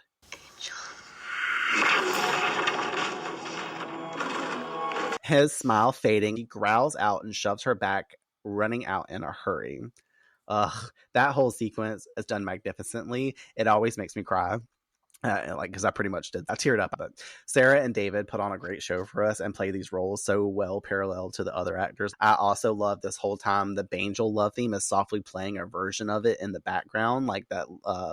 Close Your Eyes is what the actual theme is called, but it's like what we've come to know as Buffy and Angel's love theme that we really heard become relevant and surprise. But it's just amazing. I can't say enough good things about it. I loved it because I wasn't expecting for the roles to reverse, because Buffy was James and Angel was Grace. And so I think it was so appropriate because we want to see Buffy more in the position of, I'll say, control in the situation. And to know that Angel's likely going to get shot, it almost felt like, what a perfect scenario to kill a dead because he can't die person. Yeah, so Grace is able to inhabit right, him so it's like without fault, because then, like you were saying, when these things or when it happened before, and it really played out at the school with the janitor and so on and so forth, you just keep going back to, well, what's going to happen, and we don't want to put Buffy in yet another situation where she has legal confrontation, especially when someone's been murdered, because we've already been there with Ted and whatever. So I was kind of nervous about what was going to happen, initially thinking that the roles wouldn't reverse and that Angel would be in the position with the gun, and that obviously this only meant one thing. And to see that it was the opposite was really, really clever, I think, from like the writers and the producers and all that perspective. So to see it carry out the way it did, and like I said, and know it would be without consequence because Angel's technically dead already, kind of let me enjoy the part of the episode more, because I did, if it was like it was supposed to be and Buffy was the one in question as far as her safety, I would have been like shitting my pants the whole time, and losing total focus of what the plot even was, because I'm just sitting here knowing that Buffy's gonna get shot. So at least it gave me room to breathe a little bit as far as watching it is concerned. So I was really grateful for that, but it also made it more interesting because it was not at all expected. Mm-hmm. When I knew Angel was going to be there, I was like, oh, fuck. He's going to come with the gun. He's going to have the gun. He's going to have Darla's gun. And So I was really nervous. So when I saw that they thought to switch the roles, I was really, really happy, and it just made it all the more entertaining for me, Yeah. honestly. So It's really good job, like we were saying too, and like you kind of said in the beginning too, we kind of get the touchback of the Buffy and Angel energy, because technically with Grace's spirit, a soul in visiting him, Angel is able to like be there present. It's not Angel's soul, like the actual man that will come to find his name was Liam. It's not his actual essence, but it's still putting a soul in his body, so he's able to express with care and all of this stuff. Even though if it's Grace enacting the scene, it's able to help the situation, not just for Grace and James, but also for Buffy and Angel, more so for Buffy's benefit. And we'll talk about that in the metaphor. But it's just really awesome done. And I like how it just cut dries like at the end of that shit. And as soon as she's like Angel, he's just like fucking pissed, and he's back to his evil self, and he's like disgusted, runs the fuck out. He didn't even like, he was obviously, because Drusilla said that she was weak and all that, he could go there and take care of her finally. He's like, I can't even with this bitch right now. Like, I'm so fucking displeased with this decision. I'm just over it. But really cool way to like get the two, like you almost get a taste of it back, and then it's ripped right back from you, and you're like, ugh. But in the library, Cordy, Xander, and Willow enter to speak on how everything is back to normal and school can reopen the next day. Buffy sitting in Giles' office as he walks in there to ask Buffy if she's okay. Her speaking on the fact that James picked her because he could relate to her, and how he was so sad. And now she's like sitting with his stuff a little bit more than she was earlier. She's not as avoidant with it. Giles says that they can at least both rest now. Buffy goes on about how she doesn't understand how she would forgive him, but I guess it doesn't matter. We cut over to the mansion where Angelus is aggressively bathing himself off with the fountain's water, needing to wash the stink of love off of him, how he feels disgusted by this violation of love, how he needs to head out with Drusilla for a vile kill to make him feel evil again. Drusilla suggesting, a nice toddler. We'll find you a nice little boy. Which is so funny because that boy was named James and lied to me that she was about to eat up, remember? At the jungle James. Drew asks Spike if he wants to come. Angel quick to be like, no, we need to travel light because, you know, it's almost daylight, and he would be hell on wheels. Him getting in Spike's face to say sorry and to try to have fun without him. Him and Drusilla running out in a hurry. Once they are gone, Spike smirks and says to himself, oh, I will, as we pan down his legs before triumphant music cues in to watch one of his legs step down from the wheelchair and him stand on his own, kick the chair away from him, finishing his statement, sooner than you think. We fade to black, and here endeth the episode. Dun dun dun. I know you did not expect that at all. Not at all. I'm excited, and it's the probably only time I'm going to be rooting for Spike, because I was initially glad to see him in this position, but after Angel has spent like the last however many episodes bullying him, I'm over it, and I'm with Spike. I'm on Team Spike right now, and I'm just ready for him to literally kick the shit out of Angel, and I hope to God he does. Good. That was that I have 3 Slayer predictions, so we just burned one of them in that way, because I was like, what do you think that means with Spike getting up? And it's not like it's still a secret that nobody knows. Like, how do you think that possibly plays out? He's totally going to use this to his advantage. He's totally using this to his advantage, and he's smart for it, honestly. Same vibe. I would be doing the same thing and let y'all think that I was handy capable, and next thing you know, I'm slitting your throat while you're sleeping. You know what I mean? And you didn't even think I could walk away. So pissed off the wrong person. Exactly. I can't wait for you to see how that unfolds, because obviously I know, and you're gonna be so thrilled. All right, let's jump into the metaphor. Let me preface this with the fact that I think this is my favorite metaphor section that I've covered so far. It's fucking amazing. So, I Only Have Eyes for You tells us that Buffy does see herself as guilty, and she wants Angel's forgiveness, which we will, spoiler alert, get a quote directly connecting this in a couple of episodes. We've already heard her sort of admit this in innocence with Giles and Jenny when she states, so it was me, I did it, and Jenny replies, I think so.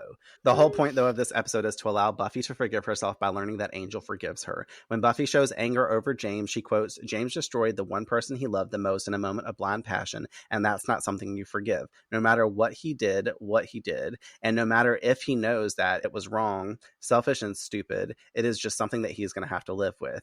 Then Cordy, Buffy's metaphorical shadow, states, okay, over-identify much, directly hanging a lantern on the fact that Buffy is blaming herself for Angelus.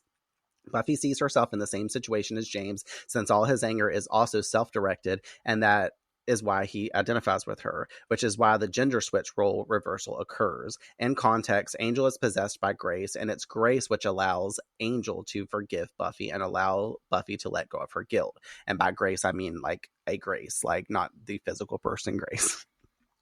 I just want to put that out there because obviously we have the name Grace in there and it's a play on words. We can also see the parallels between the two couples, one between a student and teacher, a situation we generally disapprove of because of age difference and the position of authority. Just as Grace was older and should have been the one to control her passions and not let it get out of hand in the first place, Angel was in the same position with Buffy, having not abdicated his adult responsibilities out of passion, which he did try to warn her in Reptile Boy, expressing the relationship with Buffy could get out of control due to his age and the supernatural nature of their situation. Angel was worried about the potential consequences, and Buffy was unconcerned by his warnings and embraces the idea of the potentially intense and passionate relationship. So neither party fully held back, and both are in that sense guilty. What Angel does and what Grace did is assure Buffy that she may have helped pull the trigger, so to speak, but that he has understood his own responsibility for the tragedy and truly loved her even as he realized what had happened. Angel's apology through Grace stated, "It was an accident. It wasn't your fault. I'm the one who should be sorry. You thought I stopped loving you, but I never did. I loved you with my last breath." Angel's apology both touches the wellsprings of Buffy's feelings of guilt and show her his own culpability. This is a big reason I love this show. The themes and story has been connecting all across the season, even from early on, and placed in numerous episodes as our breadcrumbs. There are themes also like from Inca Mummy Girl and more from Innocence that I kind of chose not to add just to get the point, but it's all there. And I find the writers and the vision of the show and season to be like a chef's kiss for storytelling because of how this can all like be brought back and related to, and we haven't even seen the end of it yet, you know?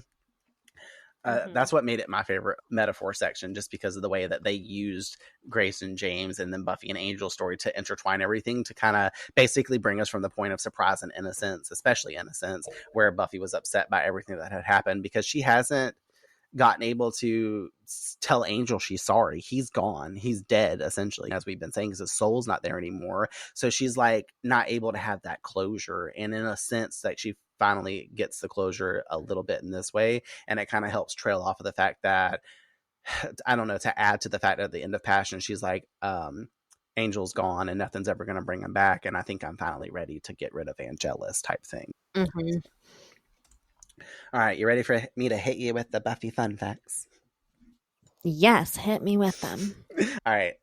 Ellen Frank, the teacher that got shot by the janitor, she's the 5th known member of Sunnydale High staff to die after Dr. Gregory, the She-Mantis, Principal Flutie, and Jenny.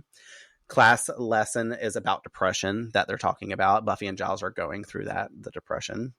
So it's another one of those times where I told you, like, the episode tends to, like, if they're teaching something in class, it has to do with the theme of the episode. The Hemingway book that James was reading is called A Farewell to Arms, which is a story about a love affair that ends tragically. The movie where the evil priest dies, referenced by Cordy, is obviously a shout out to the movie The Exorcist. Spike's expression, all hat and no cattle, is an idiom meaning someone who talks big but accomplishes nothing, because that is literally Angelus. The scene where Cordy's face becomes rotten with the bite mark is similar to one in the movie The Poltergeist, which is obviously another movie about ghosts and spirits. So they got a little draw from that, inspiration from that. And then I have a goof for this episode, just like I had a goof for Killed by Death with Joyce in the phone line. The song used in this is a cover by the Flamingos, a real song. Obviously, you probably heard the song I Only Have Eyes for You, which came out in 1959, but the events of the episode occur in 1955 before the song was ever a thing in the real world. So they fucked that up. Yeah. All right, now we can move into our final slays. Final slays. Final slays. I only have eyes for you. My quote for this episode, I have 3 because I'm psycho. My first one has always been my favorite quote for this whole one, so I had to choose it. When Cordelia is like, I totally confront and expel all evil, because that is so, the fact that she added in her own word totally, because obviously the statement is I confront and expel all evil, that she just really amplified her intention, because it showed us that Cordelia was just over this shit. And she's like, I'm clarifying, I definitely want this to be expelled. And I love Cordy for these types of moments. My second one was Xander, whenever he's like, I don't want to poo-poo on your Wiggins, but domestic dispute, a little case of the chalkboard Tourette's, all sounds like Hellmouth Light to me. I like the fact that he called the teachers writing on the board chalkboard Tourette's. Don't walk away from me, bitch. And then my final one is after Giles states in the library, sounds like paranormal phenomenon, and Willow replies, a ghost, cool. I like how Xander, a second Xander quote for me, he's like, this was no wimpy chain rattler. This was I'm dead as hell and I'm not going to take it anymore. That was a good one. I love Xander. I will say Xander and Willow really delivered with like the jokes on this episode, but especially Willow. Mm-hmm. I had 3 also, which one of them was Cordy's. We had the same Cordy quote. So yeah, that was just really funny and totally her personality. So I was here for that journey. Then my second one was, I think it was Xander who said it when he was like, something weird is going on. Isn't that our school motto? Mm-hmm. Yeah. And then my last one was Willow, which I kind of touched base on earlier because she was just so fucking adorable when she was teaching her class and she looks back at Giles and she's like, Giles, I made them laugh. Did you hear? So cute. She loves it. Cute and so Willow. She's so proud of herself. Yeah. Who did you award Shining Slayer to? It was hard, wasn't it? This was hard. Yeah. This was really hard because I felt like obviously it was such a collective effort to get to the bottom of this, like, what the fuck is going on in this episode. I don't know. I don't even know that I ever chose an indefinite Slayer because to me it was just not obvious enough. I will say there's a commendable moment that I had, or well, 2 technically, where obviously Buffy saved the day when she prevented the first shooting from happening, and then Giles saved the day. Well, not really saved the day, but because he witnessed what happened and he kind of figured out that someone was possessed in the instance of seeing that guy actually shoot the lady. I don't know. Those were my 2 like Slayer moments that I'll just put out there because it was really, really difficult, like you said, to just come down to the bottom of one. So tell me. Well, that's cool though too, because you like it was hard to pick one out fully, and I like how you chose a couple instances where like somebody could have been Shining Slayer because there wasn't some big monster to really be defeated, essentially. Right. Yeah. But I had a Shining Slayer and a sort of Shining Slayerette, as I typically seem to these days. Willow was who I chose for like the Shining Slayer just because she came in hot with the witchcraft knowledge and the tasks that she was helping to guide to get everyone to help get the spirit out of there, essentially. Just because even though it didn't work and stuff like that, she was just like at the forefront in my mindset, I guess, on it. And maybe I'll put her more in Shining Slayerette mode for this. But as far as Shining Slayer goes, I kind of gave it as to a duo of Buffy and Angel just for helping the spirits reenact their tragedy and have a better outcome. So I was like, that's the only way I could wrap my head around awarding it to it. Like, so I was like, I give it to Buffy and Angel for this one, essentially.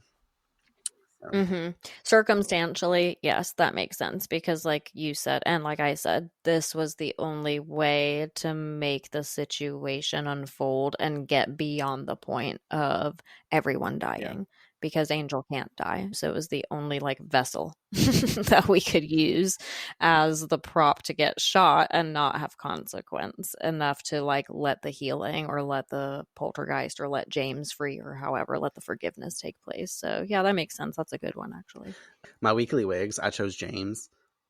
That was like my biggest thing. Just sad enough as it was, he was careless with someone that he cared about and he drew a gun on her. He was clearly a bit unstable, which leads you to wonder like if that kind of mindset was already there for him in a way. And obviously we talked about that earlier and I had, wrote this already, but especially since he's doomed to relive the past over and over again as a haunt of the school being trapped there, I felt like was a little bit wiggy in that way. Just the fact that he had the gun and that he brought it there anyways. You know what I mean? Like, why did you have that gun to begin with? Like, why?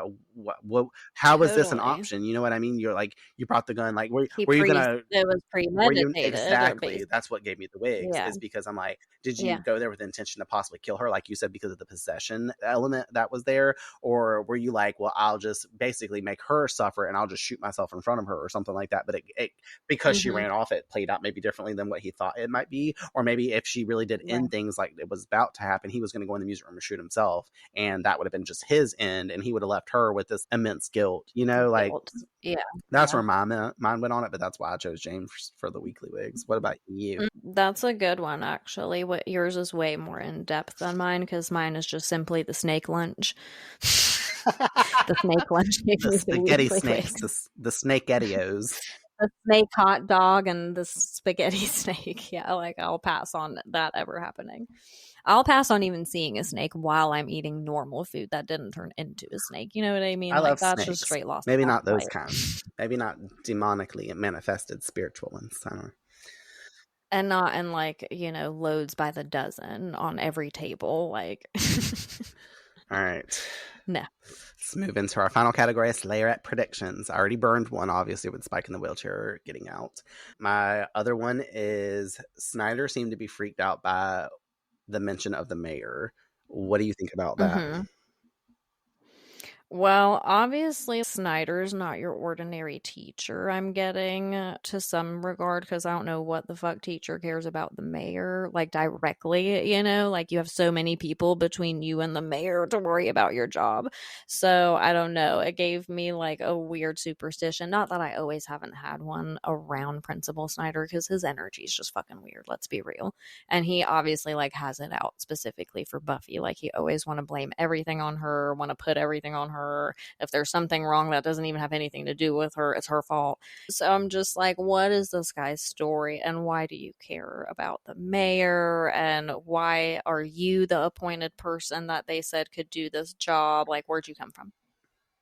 Yeah. So I have no predictions. I just have fucking questions, but obviously something's up with him. My thought process on it, like just like maybe coming through with like fresh eyes and pretending I don't know everything that goes down. It did lead me on my initial watch through, because I remember obviously I had to unfold through all these same things as well. It left me wondering like, well, obviously more of the town in an appointed official ways, they know about the situation of the Hellmouth. They know this other stuff. So apparently they also might know that there's a vampire slayer in town as well. So the fact that Snyder's there always hating on Buffy, it seems like he has more knowledge on who she is and her element. That's why he like semi lets her stay around, because he knows that like, and I'm not saying this is canon, but I'm just saying like my thought process would be like he knows this stuff, but he's always threatening expulsion to make her feel like someone's always watching you kind of vibe. Never does it. But never fully does it. But he always kind of also wants to, because he's like, if there's trouble, she's behind it. Yeah. You know what I mean? Fun foreshadow there I just dropped, but yeah. That'll be fun to circle back to later. And then obviously our last one is next episode, which it'll be interesting to get to. It is hated by everybody. No one ever likes this episode. Just saying, I like it. I don't dislike it, but that's how I am obviously about all Buffy episodes. But this is actually one I would choose of putting in a little bit. It just, for the timing and placement of it, coming before the 2-part finale and right after something like this, and like in the middle of this Angela sweep, after Jenny's death and all that, it's just a really random episode. So I'm excited to see what you'll think of it. But the next episode's title is Go Fish. Oh shit. I feel like they get harder and harder. Someone's playing with cards. I'm just kidding. I was gonna say, does Drusilla have her tarot deck back? No. She's playing it wrong. They have no appearance in the episode. I'll breadcrumb that. I'm pretty sure. Oh well, thank I'm God. pretty sure. Is this like a monster of the week type of vibe? Yes. Is there a fishy person? You would be suspected. Is it about a merman? Sort of. Is it? I'll give you that much. I'll say sort of. Okay, that's my prediction. Mermans and mermens. All right, cool. Not Mormons, mermans. Mermans, not Mormons, the mermans. All right, great. Well, that's fun. Well, that'll be fun to get to whenever we get to it. Thanks, everyone, for tuning in to listen to our coverage of I Only Have Eyes for You. Do you all enjoy this one? What are your thoughts on it?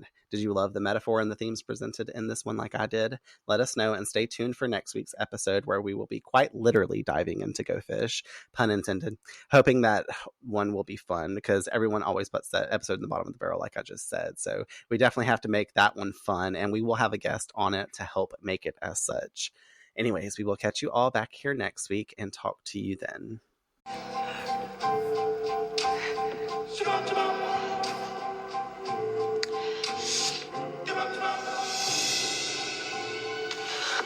Grace, Don't do this.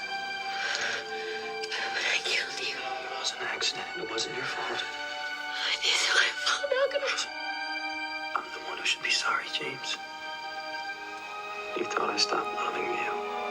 I never did. I loved you with my last breath. Shh. No more tears.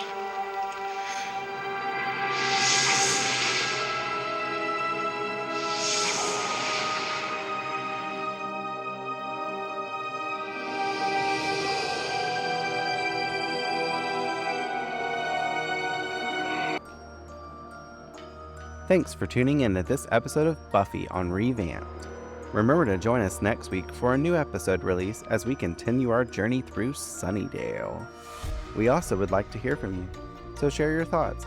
Discuss with us your perspectives on this or previous week's episodes by following us on Instagram and sending us a DM at revamped_rewatch podcast. Or by emailing us at revampedrewatchpod@gmail.com.